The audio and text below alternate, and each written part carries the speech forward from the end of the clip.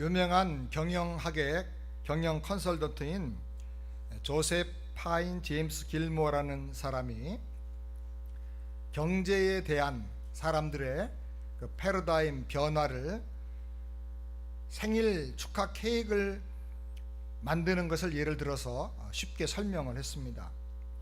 첫 번째 경제 단계는 농업 경제의 시기가 있었다고 합니다. 이때는 엄마가 생일을 맞이하면 시장에 가서 몇백 원어치 밀가루, 베이킹 파우더, 설탕, 뽀로 등등의 재료를 사와서 직접 집에서 케이크를 만들어 주었습니다. 그런데 2단계는 공업 경제의 시기인데, 이때는 엄마가 몇천 원씩 주고 이미 만들어진 케이크의 재료들을 사서 조금 완성을 해가지고 케이크를 만들어 축하를 해준다고 합니다. 3단계는 서비스 경제의 시기인데, 빵집에 가면 이미 만들어 놓은 좋은 케이크들이 많이 있습니다. 그래서 몇만 원을 주고 그 케이크를 사다가 해피 버스데이를 하는 것이죠. 4단계는 체험 경제의 시기인데, 이벤트 업체에 연락을 하기도 하고 좋은 장소를 섭외해서 빌리기도 합니다. 그리고 생일 축하의 핵심이 케이크 먹는 게 아니고 이벤트를 하면서 체험을 하는 것이 되기 때문에 사람들이 내가 체험하는 이 일에 아낌없이 돈을 수십만 원씩 지불을 하면서 투자를 한다고 합니다. 사람들이 점점 내가 체험하고 내가 직접 참여하는 것이 중요하다라고 생각을 합니다. 카톡을 들고 다니면서 또 이 셀폰을 들고 다니면서 얼마나 많은 분들이 글을 올리는지 모릅니다. 내가 직접 기자처럼 사진도 찍고 댓글도 달고, 사람들은 직접 참여하며 체험하는 것을 굉장히 중요하게 생각을 합니다. 한국의 어떤 TV를 보니까 옛날에는 좋은 가구를 완전히 이제 완성된 가구를 사왔습니다. 그런데 이제 아이키아 같은 가구점들이 생기면서 조립하게 되고, 요즘은 한국에 자기가 목공을 배워서 가구를 직접 자기가 원하는 스타일로 만드는 것이 굉장히 유행을 하고 있다고 합니다. 내가 직접 참여해서 체험해 봐야 된다는 것이죠. 우리 신앙생활도 이와 비슷하다고 할 수가 있습니다. 우리가 죽은 후에 천국에 가고 영생을 얻는 것, 그것도 너무 중요합니다. 그러나 사실 어떤 의미로 더 중요한 것은 지금부터 그 영생을 내가 누리고 복음의 기쁨과 그 능력을 내가 체험하면서 하나님 나라 역사에 내가 참여하고 산다는 것, 이거 얼마나 중요한 일인지 모릅니다. 구원의 하나님을 기뻐함으로 매일매일의 생활 속에서 세상을 이기고 죄악을 이기는 그 실제적인 하나님의 능력을 경험하면서 승리하는 삶을 살게 되기를 바랍니다. 오늘 우리가 함께 읽은 말씀은 아주 유명한 나사로가 예수님의 말씀에 의해서 살아난 사건을 기록한 말씀입니다. 이 말씀에 아주 중요한 메시지가 많이 있는데 오늘 몇 가지를 함께 생각하기를 원합니다. 첫 번째로, 인간이 만나는 모든 고통과 질병과 위기는 예수님 만나는 기회라는 사실입니다. 나사로가 중한 병에 걸렸습니다. 그리고 죽게 되었습니다. 요한복음 11장 1절부터 2절 다 같이 함께 읽겠습니다. 병든 자가 있으니 이는 마리아와 그 형제 나사로의 전 베다니에 사는 나사로라. 이 마리아는 향유를 주께 붓고 머리털로 주의 발을 씻기던 자요, 병든 나사로는 그의 오라비르라. 나사로가 병들었다 그랬는데 무슨 병에 걸렸을까요? 많은 학자들이 나사로가 걸린 병은 문둥병이었을 가능성이 많다라고 설명을 합니다. 그 근거가 뭔가? 마가복음 14장 3절을 다 같이 보겠습니다. 예수께서 베다니 문둥이 시몬의 집에서 식사하실 때에 한 여자가 매우 값진 향유 곧 순전한 나드 한 옥합을 가지고 와서 그 옥합을 깨트리고 예수의 머리에 부으니. 베다니에는 문둥이 시몬의 집이 있었습니다. 그 시몬이 병이 나았는지 아니면 어떤 은혜를 받았는지 자기 가정에 예수님을 초청하고 식사 잔치를 베풀었는데, 그때 그 자리에 나사로도 오게 되었고 마리아도 가게 되었습니다. 그래서 마리아는 식사하는 예수님의 머리에 향유를 다 부어드리죠. 당시에 문둥병자는 사람들이 사는 동네에서 추방당했습니다. 그래서 자기네끼리 모여서 살았습니다. 그리고 보통 사람들은 문둥병자를 절대로 만나려고 하질 않습니다. 얼굴도 보질 않습니다. 가까이 오면 침 뱉고 돌을 던집니다. 멀리 가라는 것이죠. 그렇기 때문에 이 문둥병자인 시몬의 집에 초청받아서 온 나사로는 보통 일반적인 사람은 아니었을 것으로 우리가 생각이 됩니다. 그렇다면 예수님은 무서운 하늘의 저주, 천형의 병이라고 하는 이 문둥병에 걸렸던 나사로를 사랑하셨다는 것입니다. 이 문둥병은 다른 병과 달라서 이 병에 걸리면 경과가 진행됨에 따라서 얼굴이 다 일그러지고요, 몸이 틀어지고 손가락이 잘라져 나가고 귀가 없어지고 코도 다 이렇게 관절 세포들이 다 잘라져 가지고 완전히 정말 사람이라고 하기 힘들 만큼 그런 몰골을 하게 됩니다. 그래서 병도 무섭지만 그 모습이 너무나 마음에 이렇게 흉측하게 느껴져서 사람들이 두려워하고 접근을 하지를 않는 것입니다. 그럼에도 불구하고 예수님이 나사로를 사랑하셨다고 성경이 말합니다. 사랑하는 여러분, 아무리 내가 어려운 시험과 고통 속에 있다 할지라도, 또 무서운 질병 속에 있다 할지라도 예수님은 당신을 사랑하시는 걸 믿으시기 바랍니다. 세상 사람들이 나를 버리고 피하고 외면하고 말마다 상처를 주고 아픔을 준다 할지라도 절대로 절망하지 마시기 바랍니다. 그럼에도 불구하고 예수님은 나를 사랑하십니다. 마리아처럼 예수님께 주여 사랑하는 자가 병들었나이다 라고 간구하시기 바랍니다. 예수님께서 말씀하십니다. 11절 다 같이 함께 읽겠습니다. 이 말씀을 하신 후에 또 가라사대 우리 친구 나사로가 잠들었도다. 그러나 내가 깨우러 가노라. 예수님은 영생의 차원에서 나사로가 병 걸린 거나 지금 죽은 것이나 개의치 않고 잔다 그렇게 말씀을 하셨습니다. 인간의 시각과 예수님의 시각이 달라요. 나사로가 잠들었는데 사실은 죽은 거죠, 육체적으로는. 그런데 잠들었는데 내가 깨우러 간다라고 말씀하십니다. 그러자 제자들이 말합니다. 주님, 방금 전에도 유대인들이 돌로 예수님을 쳐 죽이려고 했는데 다시 그들에게로 가십니까? 그렇습니다, 여러분. 예수님은 어떤 희생이 있고 어떤 고난이 있다 할지라도 우리 기도에 응답하시고 우리의 문제를 고치시고 해결하시고 구원해 주시길 원하시는 사랑의 주님인 것을 믿으시기 바랍니다. 그렇기 때문에 모든 역경을 예수님 만나는 기회로 삼으셔야 하는 것입니다. 스칸디나비아 반도에 어부 페트로라는 사람이 살고 있었습니다. 파도가 잔잔한 어느 날 아들을 배에 태우고 함께 고기를 잡으러 나갔습니다.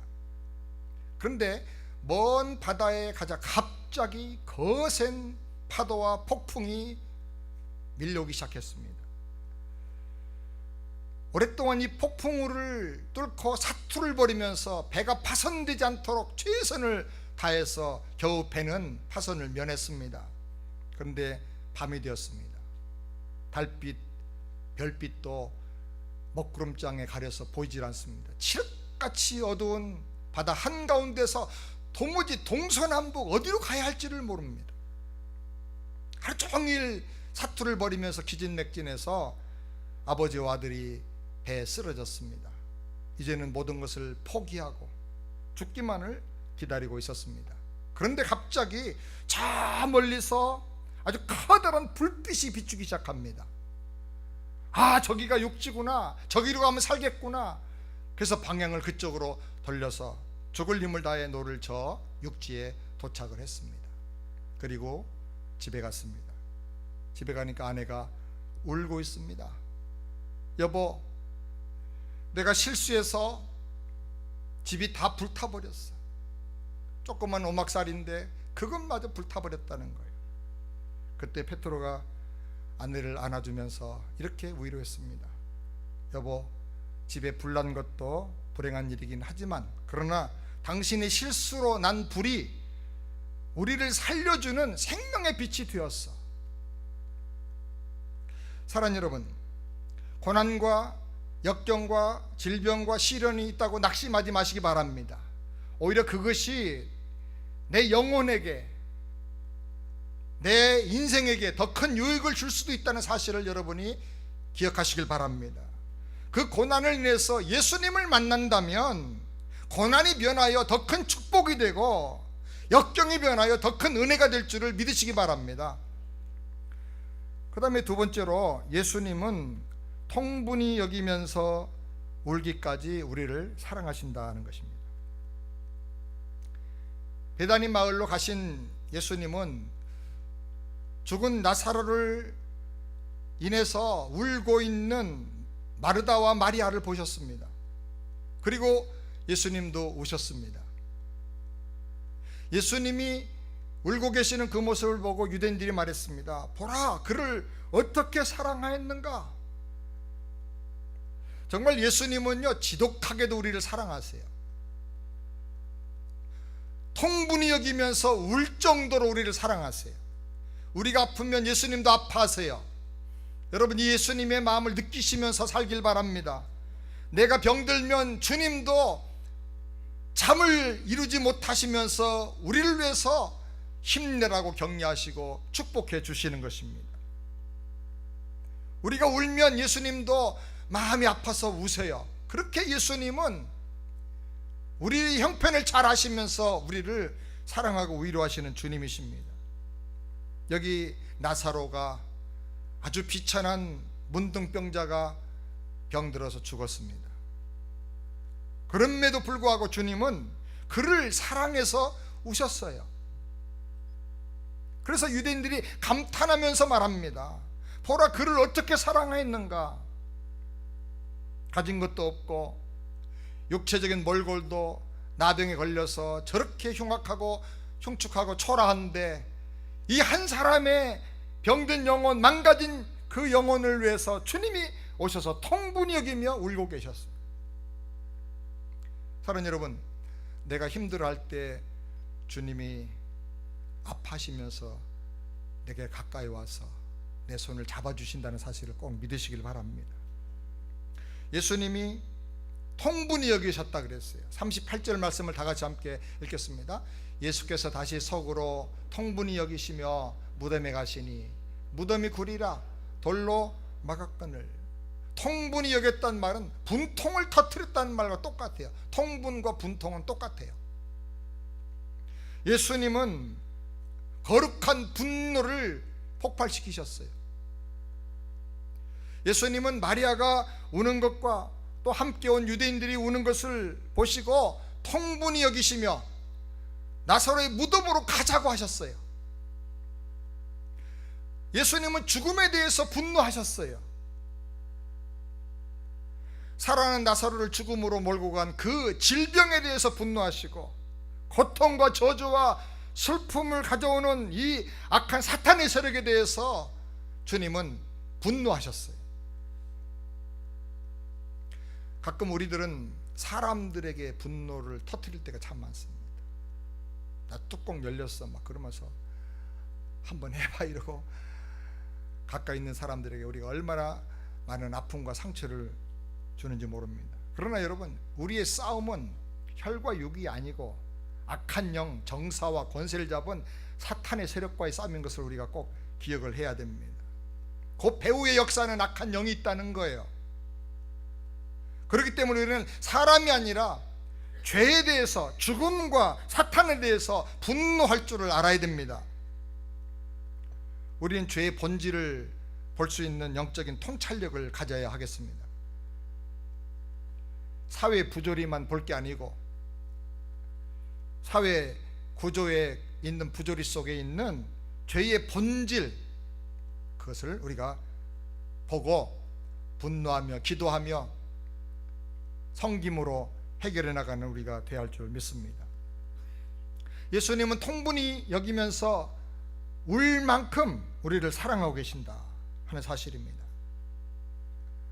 그리고 분노하시면서 사명의 권세와 대결하여 그 세력을 격파하시고 우리를 살리시고 영원한 생명을 주시는 구원의 하나님이십니다.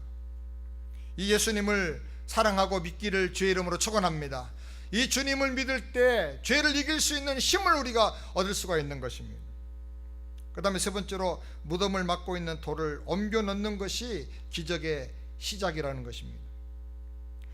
예수님이 나사렛 무덤에 가시자 무겁고 큰 돌이 무덤 문을 꽉 막고 있었습니다.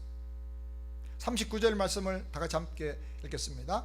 예수께서 가라사대 돌을 옮겨 놓으라 하시니 그 죽은 자인 누이 마르다가 가로되 주여 죽은 지가 나흘이 되었음에 벌써 냄새가 나나이다. 예수님이 죽음을 물리치러 가셨는데, 나사로를 살리러 가셨는데 앞에 장애물이 딱 가로막고 있는 거예요. 그런데 예수님은, 잘 보세요, 중요합니다, 그 장애물을 직접 나가서 처리하지 않으셨어요. 오히려 사람들에게 그 돌을 옮겨 놓으라고 말씀하셨어요. 사람들에게 나사로를 살려라 이렇게 말씀하지 않았어요. 죽은 나사로는 예수님이 직접 살리셨어요. 그런데 돌은 너희가 옮겨 놓아라 이렇게 말씀하세요. 여러분, 예수님이 하시는 일과 사람이 해야 될 일이 구분되어 있어요. 예수님은 우리에게 내 앞을 막고 있는, 너와 나 사이를 막고 있는, 문을 막고 있는 그 돌을 제거하라고 말씀하세요. 이것은 우리가 해야 될 일입니다.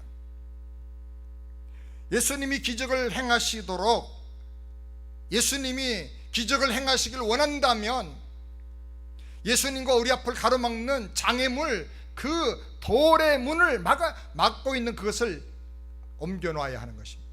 무엇이 예수님과 우리 사이를 가로막고 있습니까? 죄악입니다. 죄를 회개해야 됩니다.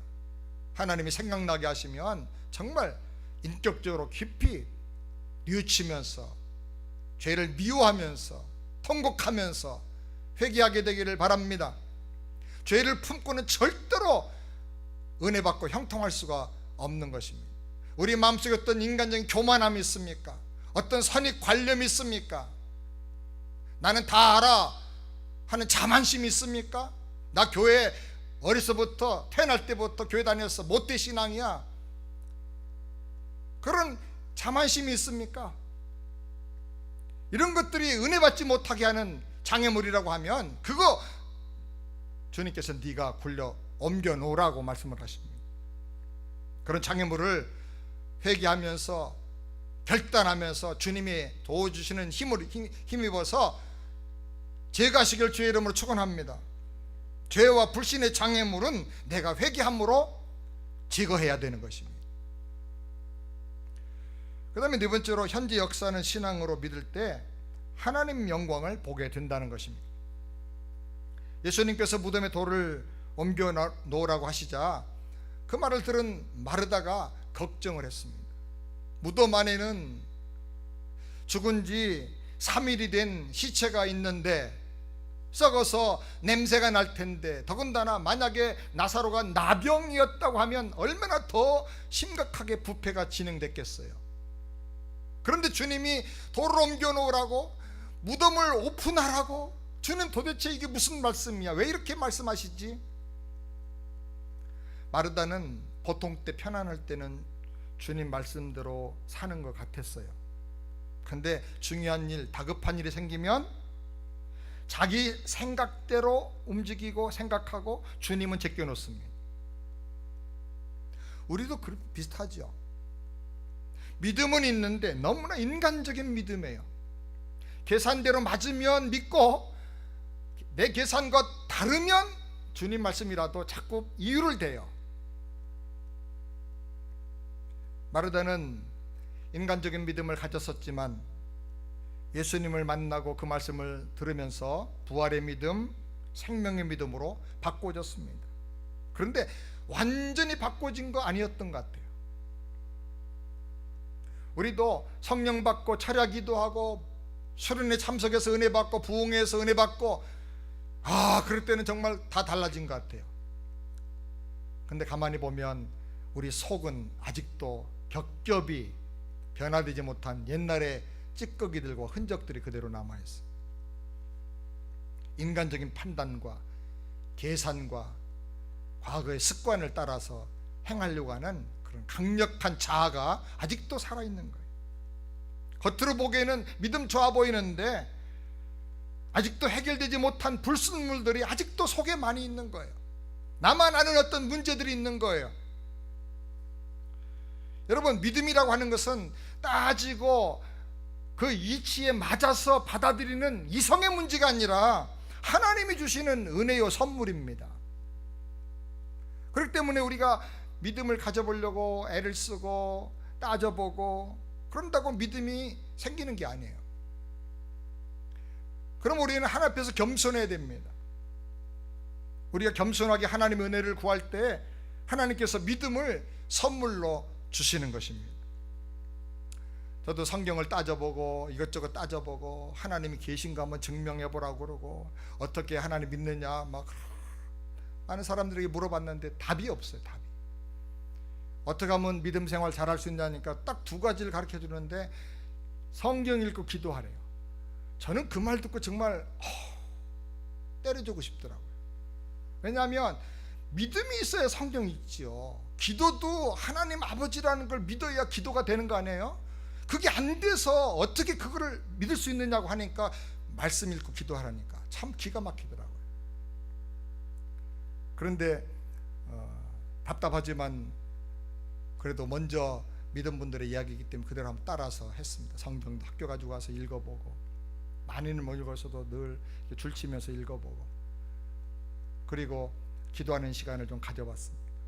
결심을 하기를 졸업하기 전에 한 10개월 정도 시간이 있었는데 매일 교회 가서 한번 기도를 해보자. 하나님이 나를 만나주시면 내 인생을 하나님 뜻대로 한번 드리고 살아보겠다. 그리고 매일 나가서 기도를 했습니다.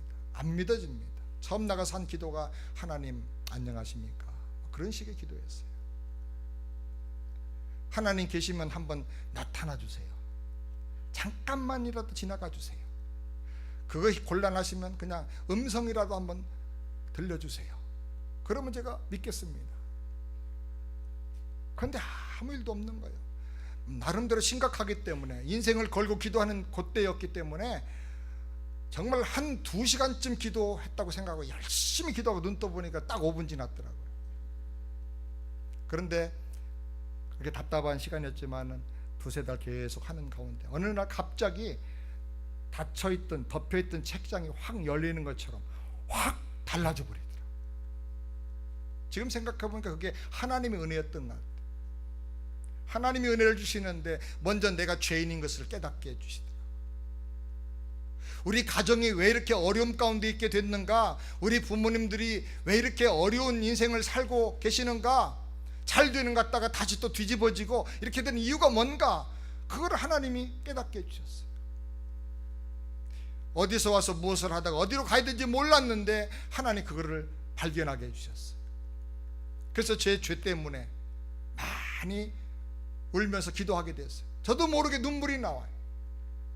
그러다가 이 죄를 해결해 주기 위해서 예수님 십자가에서 죽으셨다면 나는 그 예수님 나의 구세주로 내 마음속에 모셔드리겠다고 얘기를 했어요. 그런데요, 그 다음부터 어디에 내가 갔다 온 것 같은 이상한 현상이 일어났어요. 구름에 붕 뜨는 것처럼 너무너무 행복한 거예요.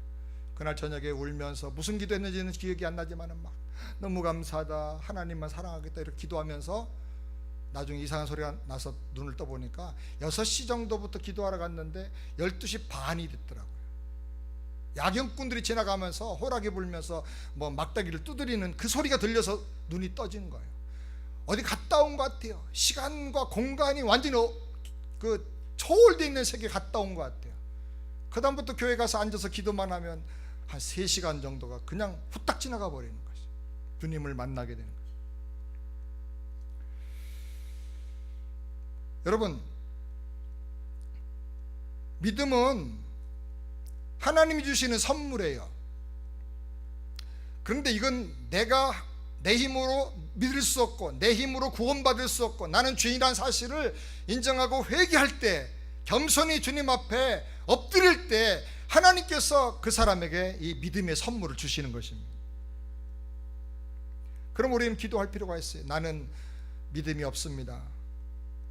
인간적인 제 생각을 가지고는 믿음을 가질 수가 없습니다. 하나님 은혜로 나에게 큰 믿음을 주시옵소서. 믿음을 주실 때 기왕이면 좀 강력한 믿음을 좀 주시옵소서. 겸손히 우리가 기도해야 하는 것입니다. 인간적으로 만들어낸 믿음은 사람들에게 상처를 많이 줍니다.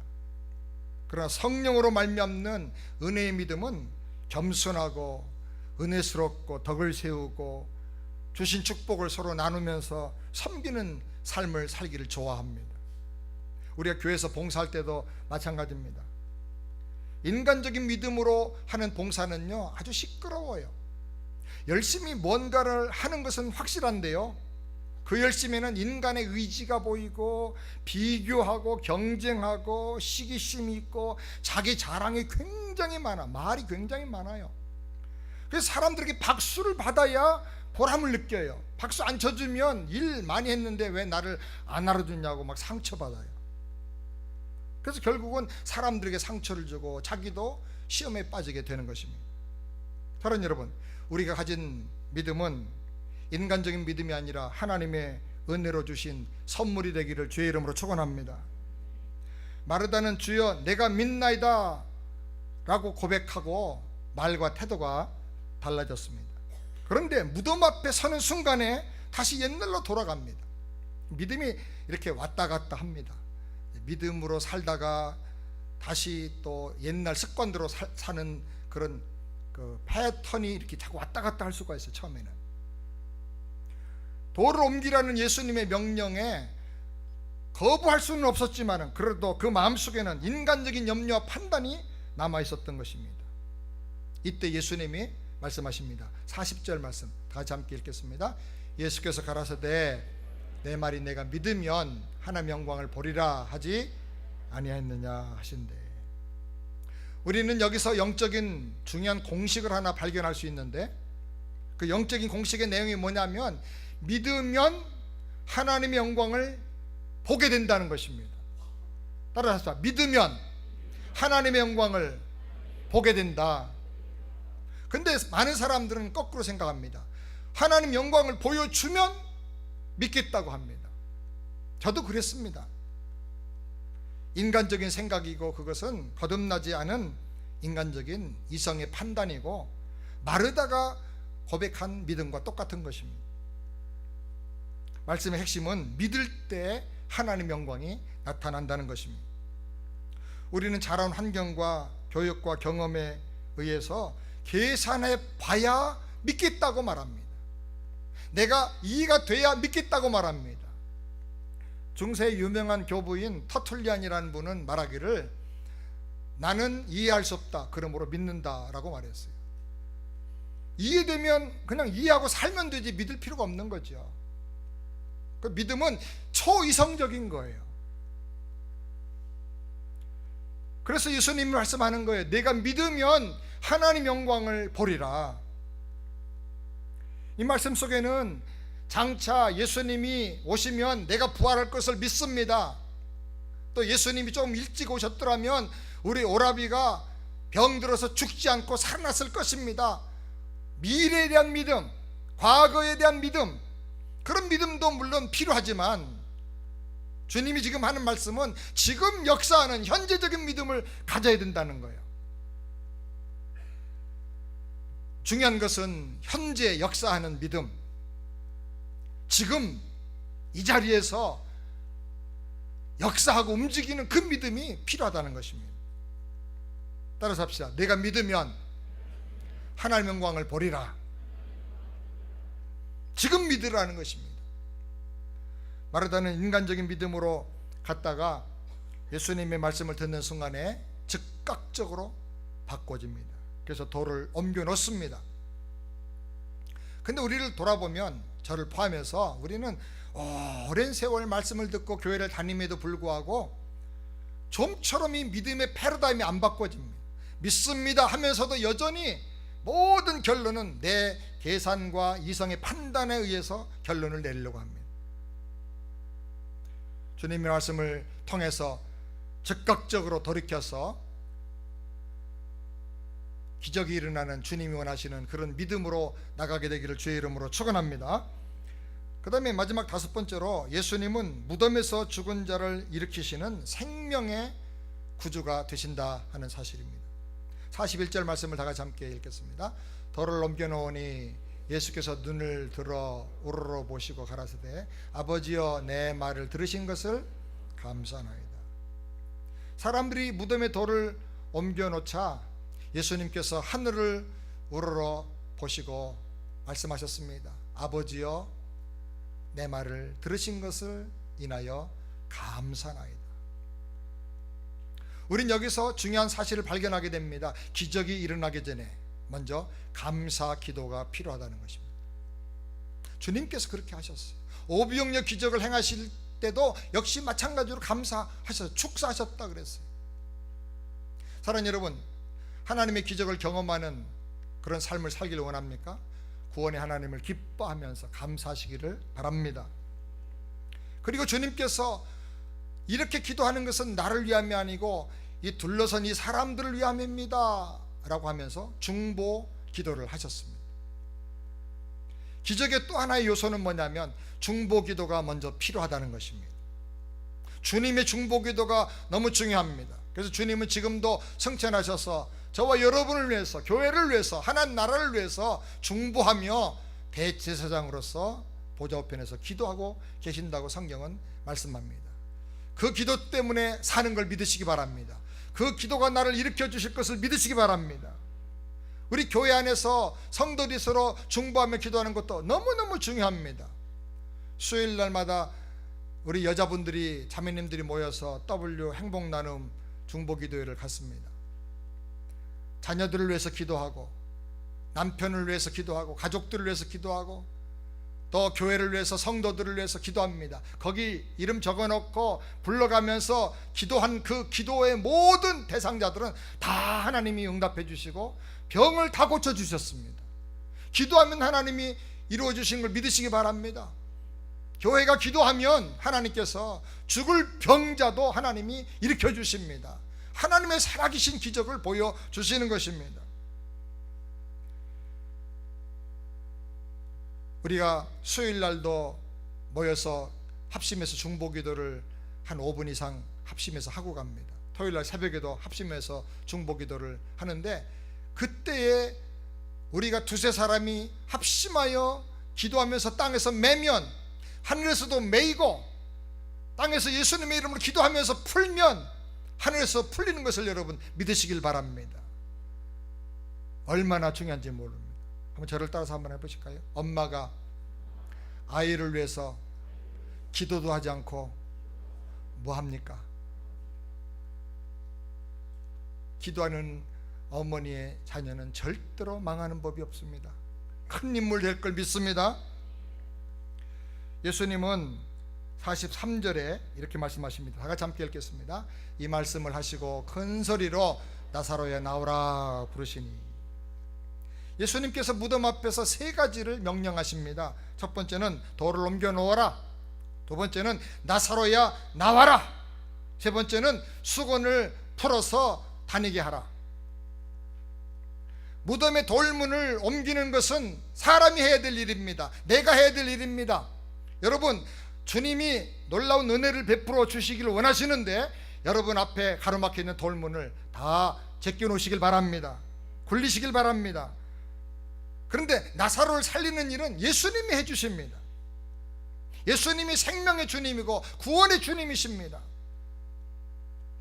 우리가 무덤의 돌문을 열어놓으면 주님께서 생명의 역사를 우리에게 허락해 주시는 것입니다.